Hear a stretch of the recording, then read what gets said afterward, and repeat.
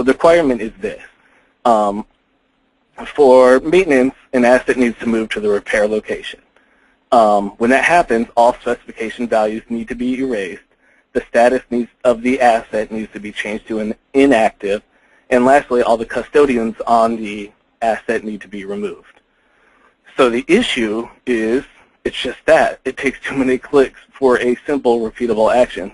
And consequently, we were told end users stopped doing it. They just stopped following the business requirement because it took them too many clicks and it took them too long to do all the work. And let me demonstrate it through the front end really fast. Let me close all these. We don't need them. Open with my browser. I'm going to go to the assets application.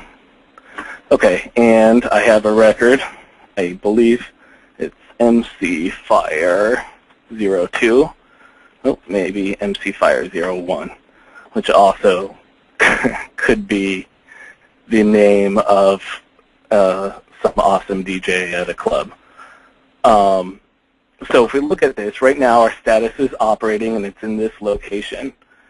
We look at our asset spec attributes, specification attributes, which is also something that needs to be reset when we move it to repair. Those have values. So now what I have to do is, first thing I'll do is change the status to invalid or inactive. Hit OK. That's one thing. Let me delete these guys out. That's another thing. Let me remove the custodians. Oh, there are no custodians, fortunately, on this record, so I don't have to do that right now. And lastly, I need to actually move it. So, move, modify asset, repair, hit OK, wait for it to move, and we're done. So it took that long to meet that requirement. Now I have to go through the, when the work's done, I have to go through it and redo all that stuff. So let's just put some junk in here, put some junk in here. I'll try to move this quickly. I'll save the record, and I'll move it back to a location where it was, and then I'll change the status. So let's move it back to, let's do boiler. So this is after the repair work is done. You want to move it back and say, you know what, I'm done with my work. My asset's ready to go. So I've clicked through, and I may have clicked, I tried to do it as fast as I can to show you all the, how long it would take a normal user to do that, or a very, an efficient user to do that. So now that I've done all that, there's a lot of work involved. Instead of requiring users to remove custodians, which I'll go ahead and add one now, remove custodians, get rid of the specification values, change the status, move the asset, in all of those various steps. We just want to do it in one step. So all I have to do is use my custom action, move to repair. And all of these things will occur at once when I do this. So now you'll see my location is set to repair, my status is inactive, my specifications have been wiped out, and that custodian that I added is gone. So all of those clicks that were there before have been reduced to a singular process. And now let's say, you know what, I've repaired this.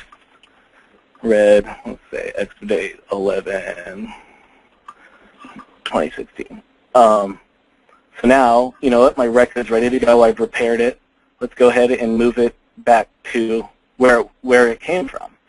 Same thing, one button, and it's going to return it back to wherever it came. In this case, it was boiler. And you'll see my status is operating and everything is back as it was before. And these rules are very simple. The first one,